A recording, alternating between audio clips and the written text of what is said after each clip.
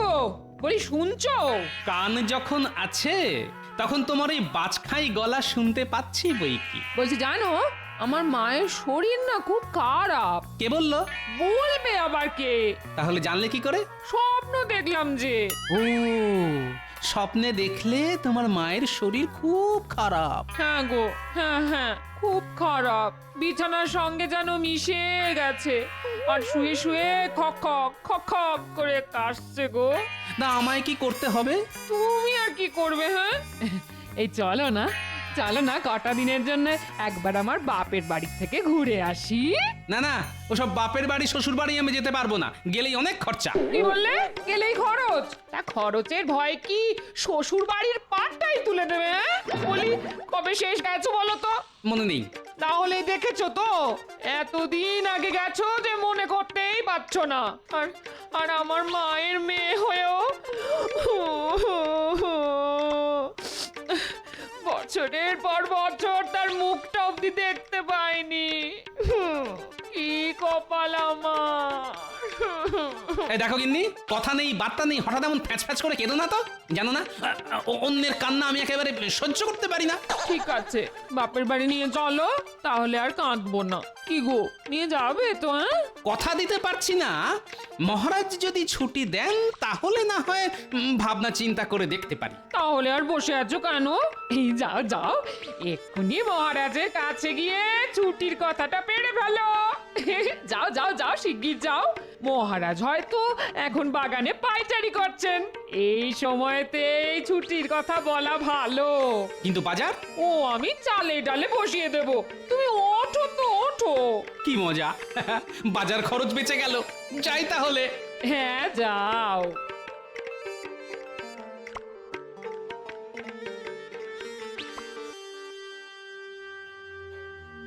আরে গোপাল এখন এদিক দিয়ে কোথায় যাচ্ছে? এদিকে তো রাজপ্রাসাদ, রাজসভা বসতে তো অনেক দেরি। তাহলে কি মহারাজের বাগানের দিকে চলেছে? না, একটু দেখতে হচ্ছে।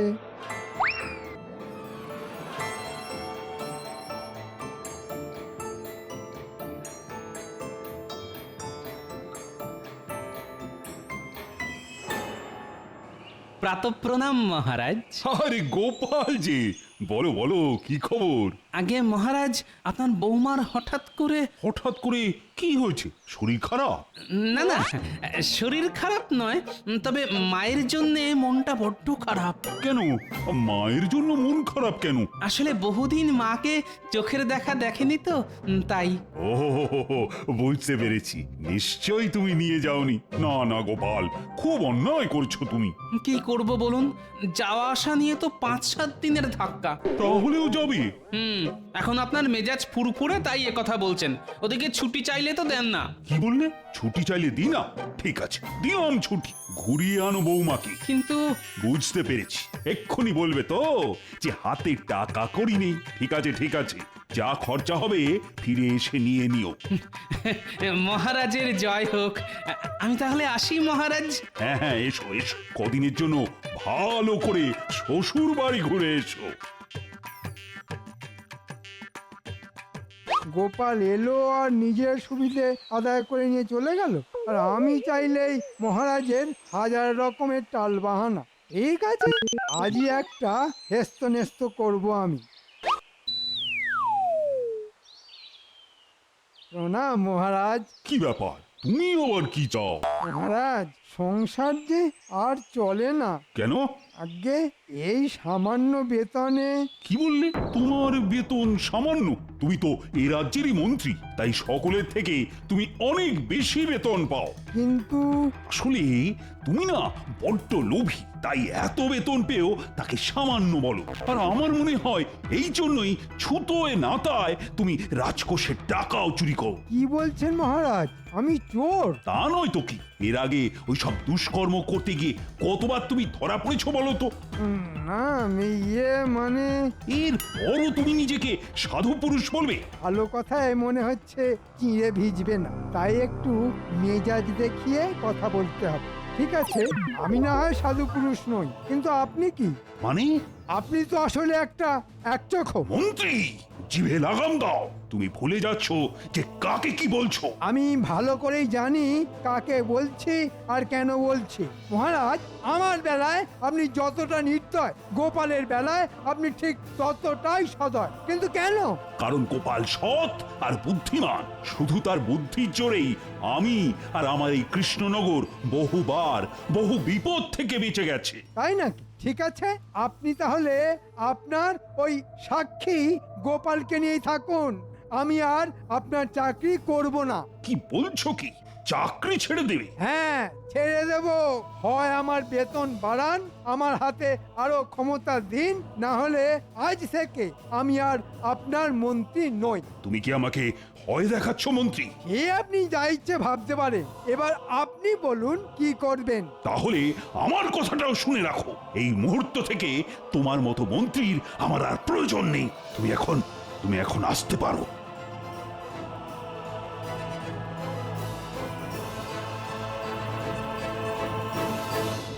ঠিক আছে মহারাজ কৃষ্ণচন্দ্র, দেখো এবার তোমার কি অবস্থা করি।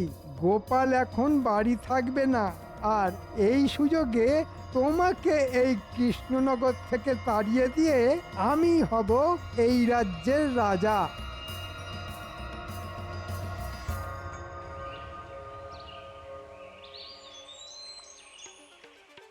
গিন্নি, গিন্নি, কোথায় গেলে গো? নাও নাও নাও, পুটলি পোটলা সব বেঁধে ফেলো। উমা, তাহলে আমি বাপের বাড়ি যাব বুঝি? শুধু যাবে নয়, 2-4 দিন থাকতেও পারবে। মহারাজ ছুটি মঞ্জুর করেছেন। তাই নাকি? কি গো, একটু আগে কি বলেছিলাম?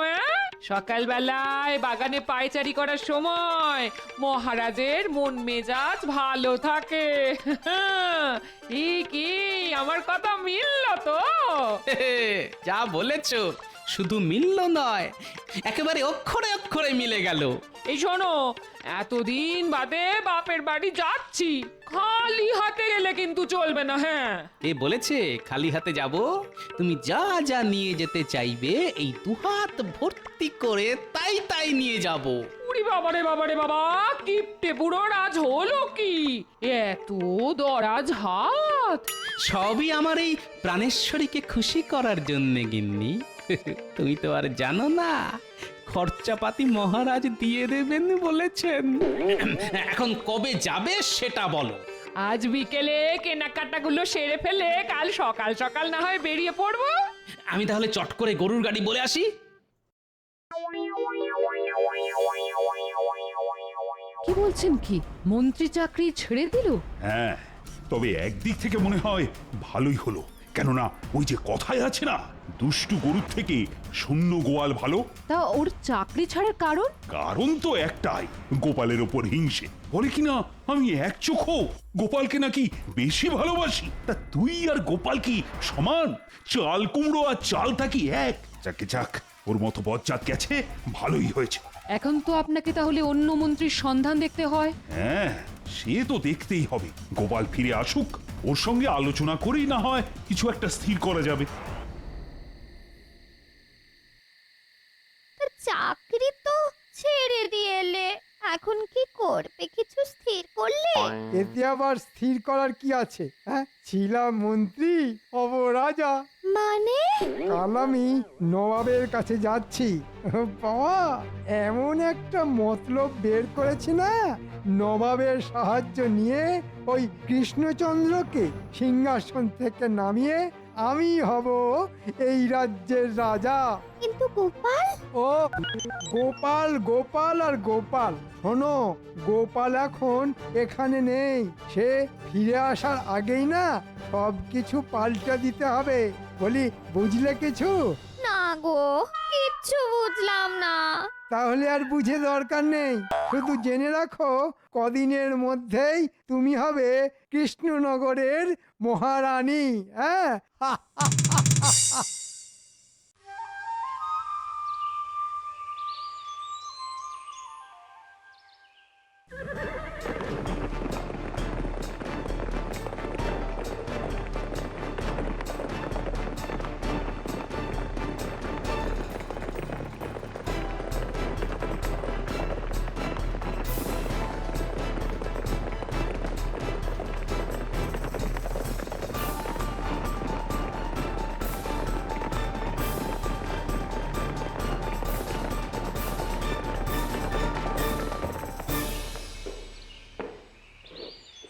হ্যাঁ গো গিন্নি, এতদিন পরে তো শ্বশুর বাড়ি যাচ্ছি, তাই বুড়ো জামাইটা আগের মতো খাতির যত্ন পাবে তো? পাবে পাবে, খুব পাবে, খুব। শাশুড়ির কাছে জামাই আবার বুড়ো হয় নাকি? একবার গিয়েই দেখো না, খাইয়ে খাইয়ে আমার মা তোমাকে একেবারে পাগল করে ছাড়বে। না না না না, খাওয়ানোটাই শুধু থাক, পাগল করাটা বাদ যাক। বুঝলেন জাহাপনা, মহারাজা কৃষ্ণচন্দ্রকে জব্দ না করা পর্যন্ত আমার মনে কোনো শান্তি নেই। শান্তি কি আর আমার মনেও আছে, কিন্তু কি করবো বলো, ওই গোপাল যতদিন কৃষ্ণচন্দ্রের সহায় ততদিন তো কিছুই করা যাবে না বলে মনে হয়। কতবারই তো মাথা খেলিয়ে কত রকমের মতলব বের করা হয়, কিন্তু ওই গোপালের বুদ্ধিতে তো প্রতিবারই আমাদের হাঁড়ির হাল হয়ে যায়। ভেতরে আসতে পারি নবাব বাহাদুর? আরে কৃষ্ণচন্দ্রের মন্ত্রী যে, এসো এসো এসো এসো, ভেতরে এসো। বলো বলো, এই কৃষ্ণনগরের কি খবর? কৃষ্ণনগরের খবর আমি বলতে পারবো না হুজুর। কেন কৃষ্ণনগরের খবর বলতে পারবে না কেন? কারণ ওই বাজে রাজ্যের মন্ত্রীর পদ আমি ছেড়ে দিয়েছি জাহাপানা। বলো কি, মন্ত্রীর চাকরি থেকে ইস্তফা দিয়েছো? কিন্তু কেন? সে অনেক কথা হুজুর। মহারাজ এখন উঠতে বসতে সকলের সামনে আমায় অপমান করে, বারবার বলা সত্ত্বেও বেতন বাড়াতে চায় না। বুঝতে পেরেছি, গোপালের বেলায় আঁটিসুটি আর মন্ত্রীর বেলায় দাঁত কপাটি, তাই তো? একেবারে ঠিক কথা বলেছেন উজির সাহেব। ঠিক কথা বলি বলেই তো আমি হচ্ছি নবাব সাহেবের পেয়ারে রুজি। কি জাহাপানা, ঠিক কথা বললাম না? চাকরি তো ছেড়ে দিয়েছো, তা এখন কি করবে? সুযোগ পেলে আপনার সেবা করব।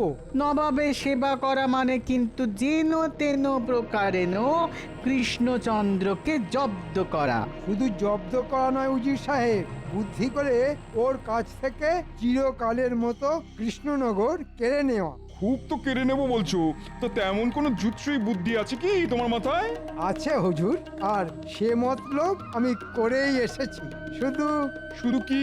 আপনাকে শুধু কথা দিতে হবে যে কৃষ্ণনগর কেড়ে নিতে পারলে আপনি আমায় ওখানকার রাজা করে দেবেন। সে তো দেওয়াই যেতে পারে, কিন্তু মনে রেখো ওখানে গোপাল আছে।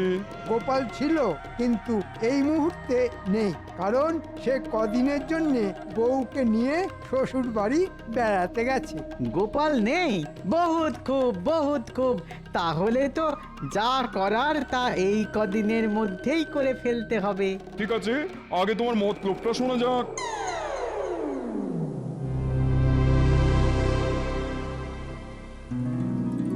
সাবাস মন্ত্রী সাবাস, খুব খুব মজবুত বুদ্ধি। হ্যাঁ, শুধু নিমন্ত্রণের চিঠিটা এমন করে লিখবেন যাতে আমি যে এখানে এসেছি সেটা যেমন কৃষ্ণচন্দ্র জানবে না, তেমনি গোপালও যে নেই সেটাও যেন আপনি জানেন না।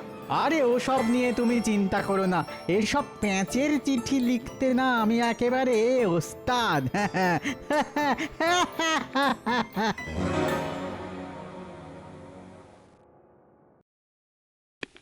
জয় মহারাজ কৃষ্ণচন্দ্রের জয়।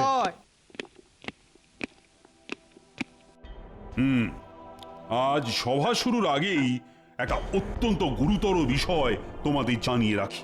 কি গুরুতর বিষয় মহারাজ? মন্ত্রী চাকরি ছেড়ে দিয়েছে। মানে? হ্যাঁ, চাকরি ছেড়ে চলে গেছে। এ বাবা, এ কি রকম ভীমরতি! চাকরি ছেড়ে হবে কি গতি! সে আমি কি করে বলবো, তবে ওর মতো মন্ত্রী থাকাও যা, না থাকাও তাই। বাদ দাও ওর কথা। প্রণাম মহারাজ কৃষ্ণচন্দ্র। আরে দূত, কি খবর? নবাব বাহাদুর আপনাকে এক জরুরি পত্র পাঠিয়েছেন। আমাকে পত্র? কই দেখি। আমি তাহলে এখন আসছি মহারাজ। সেনাপতি, পড়ো তো।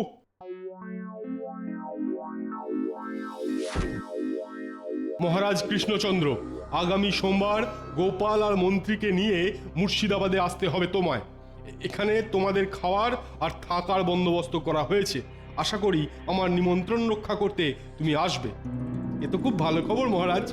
কিন্তু গোপাল আর মন্ত্রী তো এখন নেই, আপনাকে তাহলে তো একাই যেতে হবে মহারাজ। সে তো যেতে হবেই, নবাবের নিমন্ত্রণ বলে কথা। তবে একটা কথা। কি কথা মহারাজ? আর চিঠি থেকে অন্তত একটা ব্যাপার পরিষ্কার হওয়া গেল যে মন্ত্রী চাকরি ছেড়ে দেওয়ার খবরটা এখনো নবাবের কানে যায়নি। উমা, যায়নি এখনো নবাবের কানে। মন্ত্রী এবার বুঝবে কত চাল কত ধানে।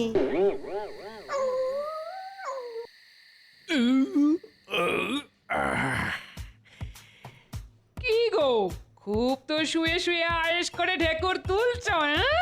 বারে ঢেকুর তুলবো না বাবা, কি খাওয়া কি খাওয়া, সকালে পোলাও তো রাতে কালিয়া। বাহ! তাহলে শ্বশুর বাড়ি এসে খুশি তো?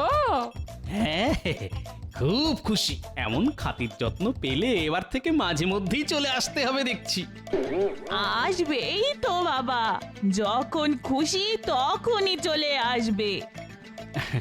সে তো আসবোই মা, কিন্তু এবার তো আমাদের যাবার অনুমতি দিতে হবে। কবে যাবে? অনুমতি পেলে কালই। ইনি রাজবাড়ি এসে গেল। আমি প্যাড়ার হাড়িটা নিয়ে এখানেই নেমে যাচ্ছি। তুমি বাড়ি চলে যাও। টাটকা প্যাড়া পেলে মহারাজ খুব খুশি হবেন। ঠিক আছে।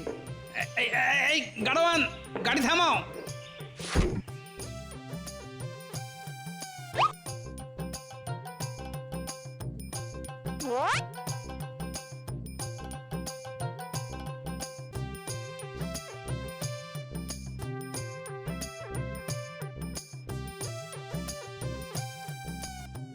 মহারাজ, মহারাজ। মহারাজ তো মুর্শিদাবাদ গেছেন। হঠাৎ করে মুর্শিদাবাদ কেন? নবাবে নিমন্ত্রণ রক্ষা করতে। নবাব পত্র দিয়ে তোমাকে আর মন্ত্রীকেও যেতে বলেছিলেন, কিন্তু তুমি ছিলে না, আর মন্ত্রী চাকরি ছেড়ে দিয়েছে। সে কি, মন্ত্রী চাকরি ছেড়ে দিয়েছে? সে এখন কোথায়? তা জানি না। হুম হুম হুম, মন্ত্রী চাকরি ছাড়লো আর নবাবের নিমন্ত্রণ এলো। এদিকে মন্ত্রীও নেই না, দুয়ে দুয়ে কেমন চার মনে হচ্ছে। রানীমা, আপনি এই প্যাড়ার হাড়িটা ধরুন, আমি আসছি। কোথায় যাচ্ছ? মুর্শিদাবাদ।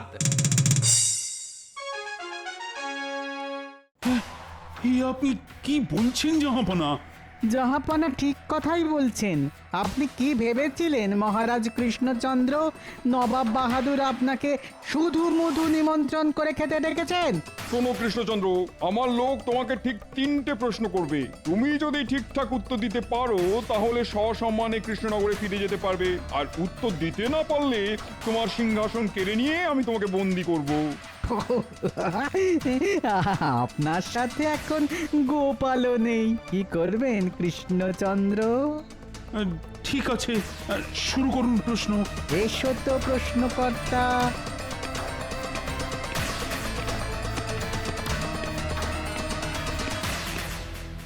কি মন্ত্রী তুমি?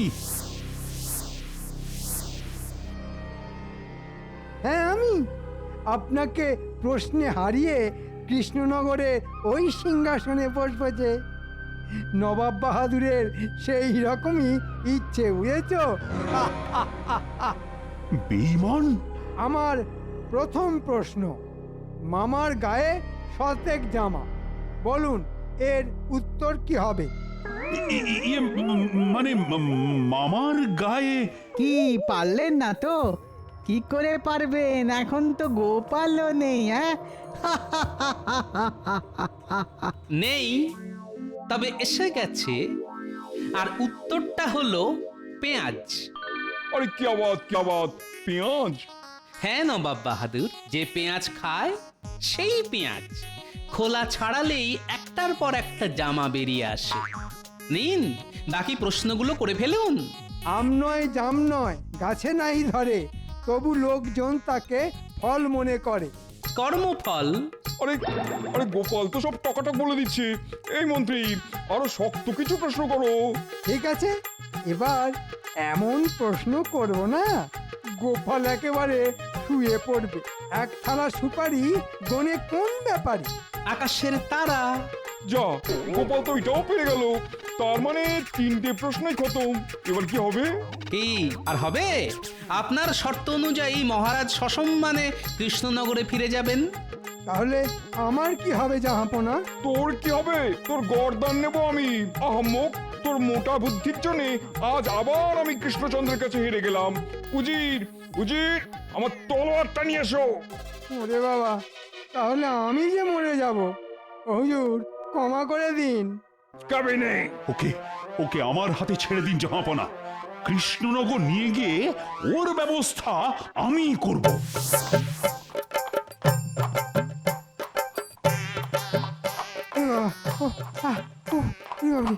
ঘোড়ার সাথে তাল মিলিয়ে আর আর ছুটতে পারছি না যে। ওরে বাবা, ও মা, ও মা, ও বাবা। আম নয় জাম নয় গাছে নাহি ধরে, তবু লোকে তাকে ফল মনে করে। উত্তরটা কি হবে ষড়যন্ত্রী মশাই? উত্তর দিতে পারলে শাস্তি না হয় খানিক কম হবে। কর্মফল, কর্মফল, কর্মফল। সেটাই যে আপনি এখন ভোগ করছেন। কি ঠিক বললাম তো?